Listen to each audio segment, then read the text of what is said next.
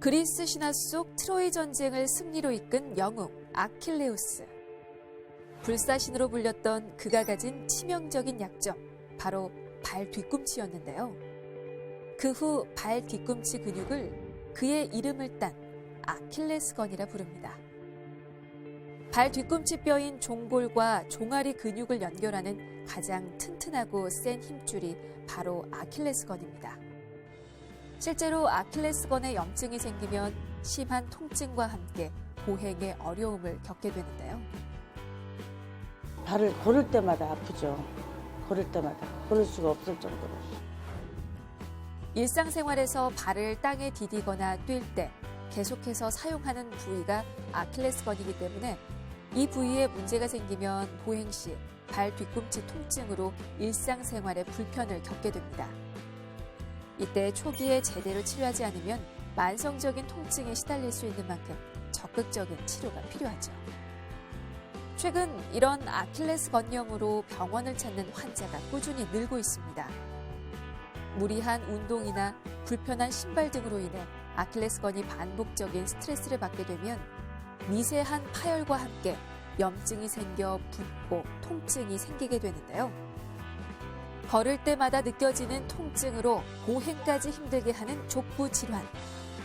발에 생길 수 있는 치명적인 약점, 아킬레스건염을 어떻게 치료하고 예방해야 하는지 온에어 닥터스에서 자세히 알아봤습니다. 추운 날씨에 몸이 움츠려들기 쉽고 이로 인한 부상 위험도 높아지는 요즘인데요. 겨울철, 넘어지거나 발목을 접질러서 부상을 입는 경우가 종종 있습니다. 이로 인한 발목 통증은 일상생활 전반에 불편을 끼치게 되는데요. 대표적인 발목 질환인 아킬레스건염. 아킬레스건은 발 뒤꿈치 뼈인 종골과 종아리 근육을 연결하는 힘줄을 말합니다. 우리 몸에서 가장 크고 강력한 힘줄로 길이는 약 15cm 정도이며 우리가 서 있을 수 있도록 지탱해 주는가 하면 걷거나 뛸 때 발이 바닥을 차면서 몸을 앞으로 나가게 추진력을 주는 역할을 합니다. 굵고 긴 힘줄로 체중의 10배 정도를 견딜 수 있지만 무엇보다 아킬레스건 자체는 혈액 공급이 잘 이루어지지 않는 부위인데요. 때문에 운동이나 보행 등 반복적으로 발생하는 마찰에 의해서 손상이 발생하기 쉽습니다. 아킬레스건은 여러 가지 정의로 사용될 수도 있습니다. 보통 아킬레스건 자체의 염증으로 인한 통증, 기능 저하로 인한 질환을 이야기하는데요. 또한 아킬레스건 주위의 기름주머니의 염증, 그다음 뒤꿈치 뼈의 골극, 그다음에 변형 등으로 인한 질환도 모두 광범위하게 아킬레스건염에 속합니다. 아킬레스건염 환자 수는 매년 꾸준히 증가하고 있습니다. 지난 5년 새 22.6%나 증가했는데요. 아킬레스건염을 방치하거나 증상이 심해져 생기는 파열의 경우 40대에서 50대 환자 수가 최근 5년 새 평균 26% 증가했고 전체 환자의 약 42%를 차지했습니다. 아킬레스건은 서 있을 때 넘어지지 않도록 무릎을 지탱하고 보행 시 추진력을 제공하는 등 중요한 역할을 하는 힘줄인데요. 이 아킬레스건의 약한 부분에 미세한 균열이 생겨 염증이 나타나게 되면 통증 등으로 보행에 지장을 받게 됩니다. 아킬레스건염의 경우 달리기나 착지 동작이 많은 축구 선수, 마라톤 선수들의 경기 중 부상으로 많이 발생하는데요. 보행 시 쿠션이 없는 얇은 신발을 신는 경우 아킬레스건의 충격을 증가시키게 되고 하이힐을 신는 경우에는 아킬레스건과 종아리 근육을 짧게 만들어서 긴장과 염증을 유발하는데요.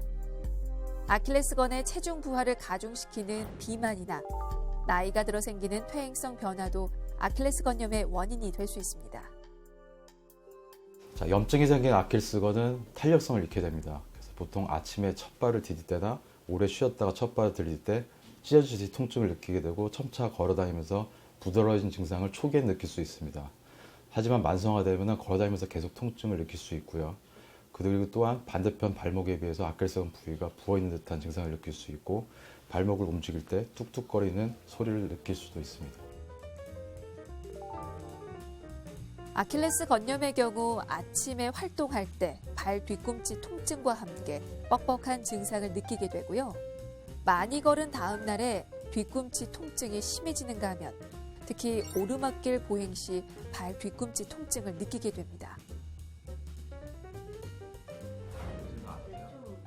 지난해 아킬레스 건염과 함께 동반된 파열로 병원을 찾았던 이경자 환자입니다.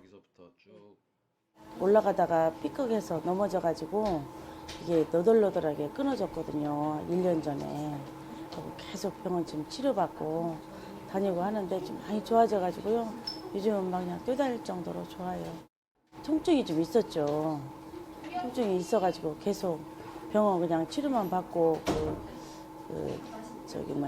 전기 치료 그런 것만 하고 다녔는데 어느 날 갑자기 그냥 뚝 끊어져가지고 그것도 너덜너덜하게 끊어졌대요.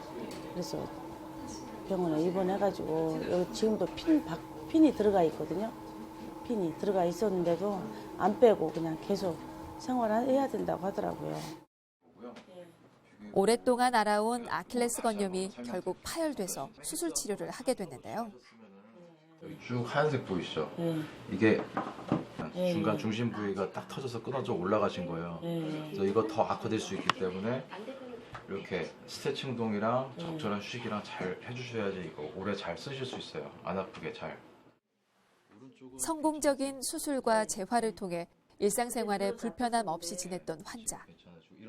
최근 다른 쪽 발목에 그때와 비슷한 통증이 느껴져 병원을 다시 찾았습니다. 이 어머님이 작년 여름에 오셔서 아킬레스 건염으로 계속 보존적 치료, 충격파, 스트레칭 운동 보존적 치료를 받으시다가 갑자기 건강이 뚝 하셨어요. 뚝 하셔서 검사를 하셨는데 이런 식으로 MRI에서 파열이 관찰돼서 급하게 뼈를 긁어내고 그 다음에 아킬레스건을 뼈에다 재봉합하는 수술을 받으셨습니다. 지금 한 1년 지난 경과는 상당히 좋고요. 그런데 또 최근에 한 달 전에 반대편 아킬레스건이 아프다고 오셨습니다. 그래서 뼈 주위에 염증이 심하고 아킬레스건이 일부가 터져 있는 상태입니다. 근데 지금은 당뇨도 있으시고 또 수술하기는 좀 무리가 있다 싶으셔가지고 깁스 고정 치료를 시작하셨는데 지금 한 달 만에 많이 좋아져서 내원하신 상태입니다. 발 뒤꿈치 아킬레스건이 붙어있는 자리를 만졌을 때 힘줄이 단단해져 있거나 거칠어진 부분이 있다면 정확한 검사가 필요합니다. 먼저 방사선 촬영을 통해 발의 형태를 확인하고 아킬레스건의 골극이나 석회 여부를 파악하게 되고요. 아킬레스건의 염증 유무를 확인하고 정확하게 진단하기 위해서 초음파 검사를 진행합니다. 초음파는 힘줄과 같은 부드러운 조직의 모습으로 나타나는데 이를 통해 아킬레스 힘줄의 파열 여부와 주위의 염증을 확인할 수 있죠. 뿐만 아니라 초음파 검사는 MRI에 비해서 비용이 저렴한 장점이 있고 병변의 변화도 관찰하기 좋아 아킬레스 건염의 진단에 있어서 널리 활용되고 있습니다. 이렇게 검사를 통해 아킬레스 건염으로 진단되면 초기 적극적인 치료가 필요한데요. 아킬레스건은 대부분 다 보존적 치료로 나아질 수 있습니다.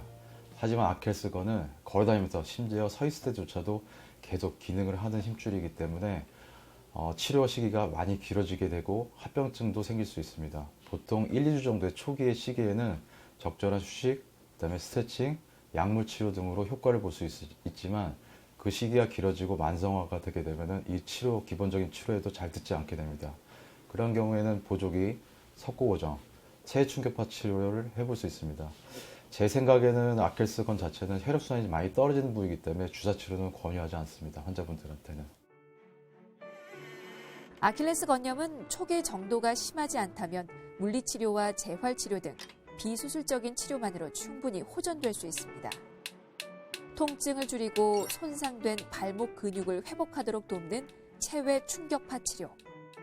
통증 부위에 충격파 에너지를 쏘아 통증을 감소시켜주고 손상 부위 기능과 혈액순환을 개선시켜 손상된 조직이 재생되도록 도와줍니다. 또한 마사지나 스트레칭을 통해 뭉친 근육과 연부 조직을 풀어주고 말초신경을 이완시켜 인대와 근육의 통증을 줄여줄 수 있도록 수시로 근육을 풀어주는 것이 좋은데요. 아킬레스건을 손으로 부드럽게 마사지 하듯이 벽 손으로 짚어보실까요? 앞에서 앉아서 했던 운동이 난이도가 좀 쉬워지면은 선 자세에서 같은 방법으로 뒤꿈치 한번 들어보실까요? 통증과 부종이 심한 급성기가 지난 후에는 아킬레스건을 늘리는 운동이 도움이 됩니다. 이제 힘줄이라는 조직은 그 콜라겐 성분이 되게 많은데 이제 손상이 됐을 때 이제 콜라겐 합성을 도와줘가지고 힘줄 재생에 도움을 주는 운동이에요. 그래서 그러니까 재생이 되는 데는 시간이 되게 오래 걸려요. 그래서 이런 가벼운 운동을 시작해서 점점 운동 강도를 늘려서 그런 식으로 진행을 하시면은 아킬레스건염의 회복에 도움이 되는 운동을 하고 있습니다. 척선 운동을 했으면 평소 발바닥과 발목을 풀어주는 스트레칭 운동을 통해 아킬레스건과 종아리 근육을 강화시키는 것이 아킬레스건염 치료와 예방에 도움이 되는데요. 같은 운동 방법에서 무릎만 살짝 구부려 보실까요? 그렇죠. 천천히. 운동을 좀 많이 하라고 하더라고요. 많이 해서 지금은 스트레칭 위주로 많이 하려고 하거든요. 그래 했는데 서서히 많이 좋아져가지고 지금은 통증이 전혀 없고 뛰어다닐 정도로 좋아요. 아킬레스건염은 방치가 되면 통증뿐만 아니라 기능이 떨어지고 파열까지도 발생할 수 있어서 적절한 시기를 놓치게 되면 수술적 치료를 한다 하더라도 수유장애가 남을 수 있습니다. 아킬레스건염은 대부분은 보존적인 치료로도 완치가 가능하지만 손상이 심할 경우 수술 치료가 필요합니다. 특히 골극의 변형과 파열을 동반한 염증으로 아킬레스건염의 변성이 일어나서 기능을 못하는 경우 수술 등 적극적인 치료가 필요합니다. 과거에는 큰 절개를 통해 아킬레스건을 봉합했지만 최근에는 최소 침습적 기술을 이용해서 수술 후 통증과 합병증 발생률이 낮아졌습니다. 아킬레스건염이 생긴 원인에 따라서 뼈가 튀어나와 있으면 뼈를 잘라주는 골극의 제거를 해준다든지 아킬레스건 힘줄이 터져 있다면 이 힘줄을 봉합해주거나 재건을 해주고 그다음에 힘줄이 아예 천정하게 떨어지는 경우에는 이 힘줄을 다른 힘줄로 대체해주는 방법이 있습니다.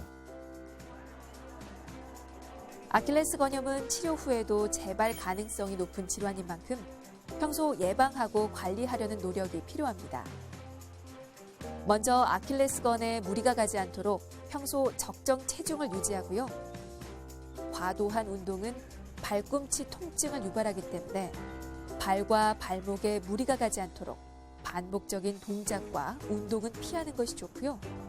근육의 피로가 쌓이지 않도록 평소 풀어주는 노력이 필요하죠. 가급적 뒤축이 부드러운 신발을 신어주셔야 되고 그 다음에 갑자기 무리한 운동은 삼가해 주시는 것이 좋고 운동을 하더라도 운동 전후로 충분한 스트레칭 운동을 해주시는 것을 권유드립니다. 아킬레스건염으로 인해 생기는 발목 통증은 보행 등 일상생활을 불편하게 만드는 만큼 예방이 아주 중요합니다. 평소 수시로 발을 스트레칭하고 높은 구두와 바닥이 얇은 신발의 착용은 피하시고요. 운동 전 충분한 스트레칭을 하며 적정한 운동을 통해 건강을 유지하는 노력이 필요합니다. 발목 통증을 완화하고 아킬레스건염을 예방하는 운동으로는 높이가 다른 바닥에 한쪽 발의 앞쪽만 걸친 채 뒤꿈치를 지그시 눌러 발목을 늘리거나 무릎을 펴고 뒷무릎을 늘려주는 스트레칭 동작이 있는데요. 꾸준히 실천하면 발목 건강에 도움이 됩니다. 아킬레스건염은 조기 치료가 중요합니다. 걸어다닐 때 혹은 서 있을 때조차도 아킬레스건은 계속 일을 하는 힘줄이기 때문에 재발도 작고 쉽게 낫지도 않습니다. 그래서 아킬레스건 부위가 아프게 되면 충분한 휴식과 스트레칭 운동을 해주시고 그래도 낫지 않는다 싶으시면 빨리 병원을 방문하셔서 적절한 진단과 치료가 필요합니다. 우리 몸에서 가장 고생하는 기관 중에 하나가 발이죠. 걷고 서고 달리기를 할 수 있고 또 우리 몸을 지탱해 주는데요. 보행 시 추진 동력의 중요한 역할을 수행하는 아킬레스건. 평소 하는 일이 많고 노동 강도가 세기 때문에 손상 가능성도 높을 수밖에 없습니다. 방치하면 만성으로 진행되기 쉽고 치료 후에도 재발이 잦을 수 있는 만큼 아킬레스건이 우리 몸에 치명적인 약점이 되지 않도록 평소 건강하게 지켜주시기 바랍니다.